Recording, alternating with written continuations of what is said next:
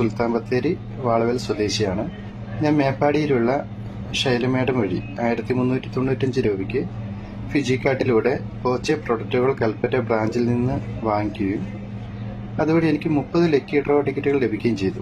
പിന്നെ അതിലൊരു ടിക്കറ്റിന് 10 ലക്ഷം രൂപയുടെ പ്രൈസ് സമ്മാനമായി ലഭിക്കാൻ എനിക്ക് സാധിച്ചു. ഈ ഒരു സന്തോഷ വാർത്ത എന്നെ വിളിച്ചറിയിച്ചത് ശ്രീ നാസർ മാൻ സാറാണ്. അപ്പോൾ ആ സമയത്ത് എങ്ങനെയാണ് സംസാരിക്കേണ്ടതെന്ന് അറിയില്ലായിരുന്നു. കാരണം പെട്ടെന്നൊരു സംഖ്യ ഒരു സമ്മാനമായി നമുക്ക് ലഭിച്ചപ്പോൾ ഒരുപാട് സന്തോഷം തോന്നി.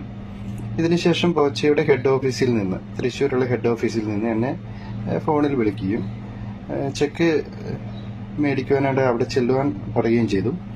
അതുവഴി ഞാനും എൻ്റെ സുഹൃത്തും അവിടെ എത്തുകയും എന്നെപ്പോലെ തന്നെ ഒരുപാട് ഫസ്റ്റ് പ്രൈസ് അടിച്ച വ്യക്തികൾ അവിടെ ഉണ്ടാവുകയും ചെയ്തു.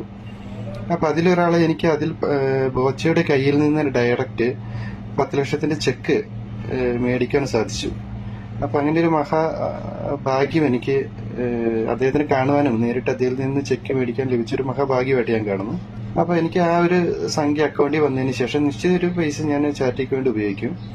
പിന്നെ ഒരു പുതിയ വീട് വെക്കണമെന്ന ഒരു മോഹമായിട്ട് ഇരിക്കുമ്പോഴായിരുന്നു എനിക്ക് ഒരു സംഖ്യ എനിക്ക് സമ്മാനമായി ലഭിച്ചത്.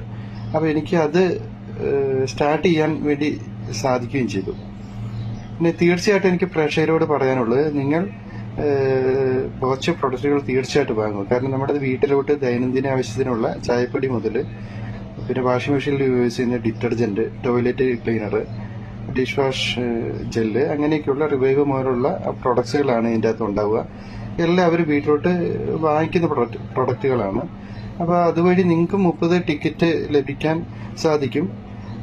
പിന്നെ ക്വാളിറ്റി ഉള്ള പ്രൊഡക്റ്റാണ്. അപ്പോൾ തീർച്ചയായിട്ടും ഇങ്ങനെയൊരു ഭാഗ്യം ഒരുക്കി തന്ന ശ്രീ ബോച്ചനോടും ഫിജിക്കാർട്ടിനോടും ഈ ഒരു സന്തോഷ വാർത്ത എന്നെ വിളിച്ചറിയിച്ച നാസർ മാൻ സാറിനോടും ഇതിൽ എനിക്ക് പ്രൊഡക്റ്റ് എടുക്കാൻ പരിചയപ്പെടുത്തി തന്നെ ശ്രീ ശൈലമാടത്തോട് ഈ ഒരു സമയത്ത് ഞാൻ നന്ദി രേഖപ്പെടുത്തുന്നു.